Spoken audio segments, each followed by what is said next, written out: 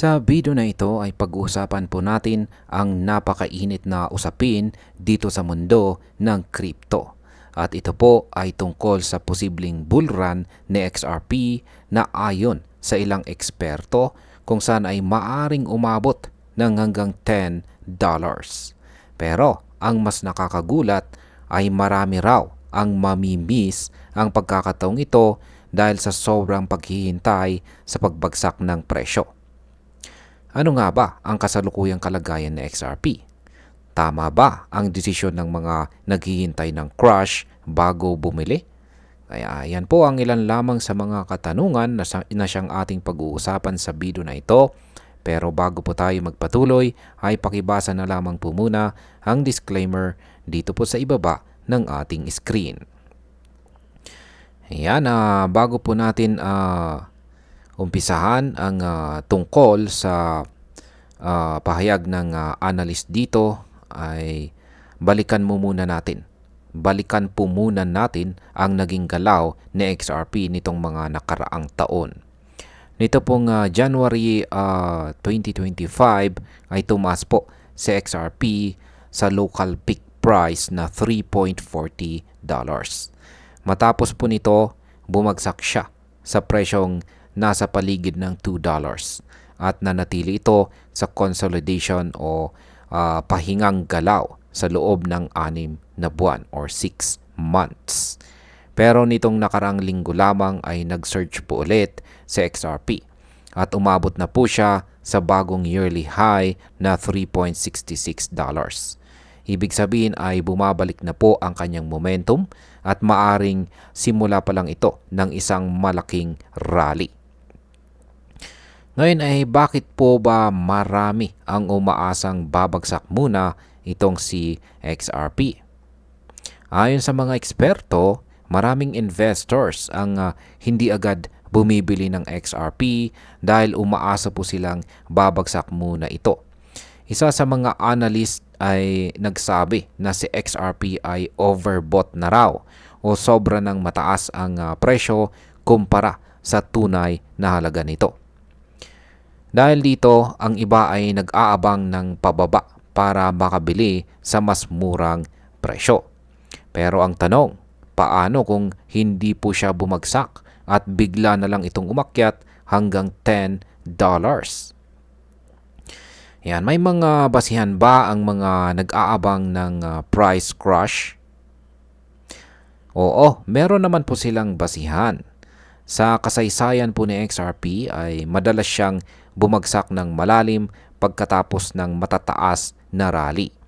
Nito pong January 2018 ay umakyat po siya ng hanggang $3.80 at pagkatapos ay bumagsak din po siya ng 88% papunta sa presyong 0.45 sa loob lamang ng 3 buwan or 3 months.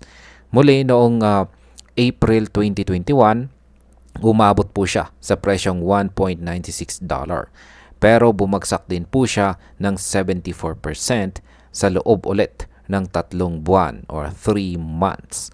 Kaya hindi natin masisisi ang mga trader na inaasahan ulit ang ganitong senaryo. Ngayon ay bakit po sinasabi ng ilan na hindi na mauulit ang price crush?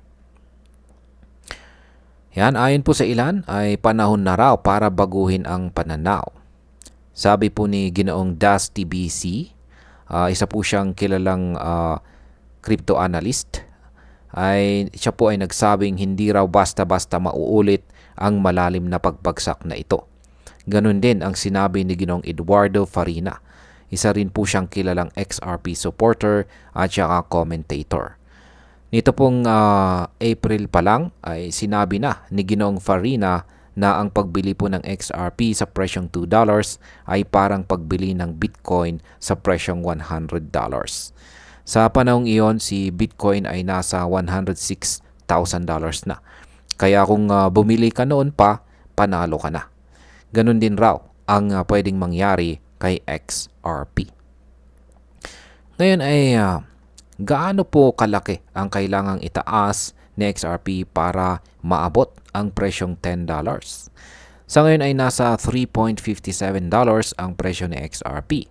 Para maabot po ang $10 ay kailangan niya lang ng humigit kumulang 187% na pagtaas. Mula po dito po sa mundo ng crypto, hindi po ito imposibleng mangyari.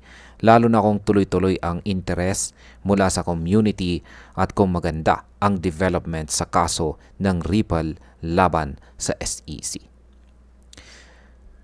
Ngayon ay ano nga ba ang panganib ng sobrang pag-aantay? Ang sobrang pag-aantay ay parang pagsakay po yan sa bus na hindi mo alam kung kailan darating ang susunod. Kapag umaasa po tayo sa pagbagsak ng presyo bago po tayo bumili, may posibilidad na hindi na ito bumaba ulit. Kapag nangyari ito, mapipilitan po tayong bumili sa mas mataas na presyo o baka ma-miss na natin ang buong rally. Yan po ang punto ng ilang eksperto. Karamihan ay mami-miss ang XRP rally dahil sa sobrang pagdududa. Para po sa atin bilang mga Pinoy crypto enthusiast na madalas na naghahanap ng perfect timing para kumita sa crypto, ito po ay isang paalala. Hindi po palaging may garantisadong bagsak bago ang rally. Kailangan nating pag-aralan ang market pero huwag pong masyadong matakot. Kung tayo ay laging hihintay ng price crash bago pumasok, baka mapag-iwanan tayo. Lalo na kung ang project gaya ni XRP ay may malaking suporta at matibay na use case tulad po ng cross-border payments at partnerships sa mga financial institutions. At bilang panghuli, ang masasabi ko naman tungkol dito ay si XRP ay isa po sa mga pinaka-controversial pero promising na crypto ngayong taong 2025. May matagal na po siyang kasaysayan, may laban sa korte at may malalaking supporters. Pero gaya po ng ibang investment ay may kaakibat po ito na risk. Ang mahalaga, alam po natin kung bakit tayo nag-i-invest. Kung naniniwala po tayo kay XRP at sa kanyang kakayahang makipagkompetensya sa traditional system ng pagpapadala ng pera, baka ngayon na ang panahon para tumaya. Pero dapat po nating tandaan, huwag pong pumasok sa hype lamang. Pumasok dahil po sa meron kang research. At ayan, hanggang dito na lamang po tayo sa video na ito mga ka-crypto. Marami pong salamat sa panunood. Ingat po tayo lagi at God bless po sa ating lahat.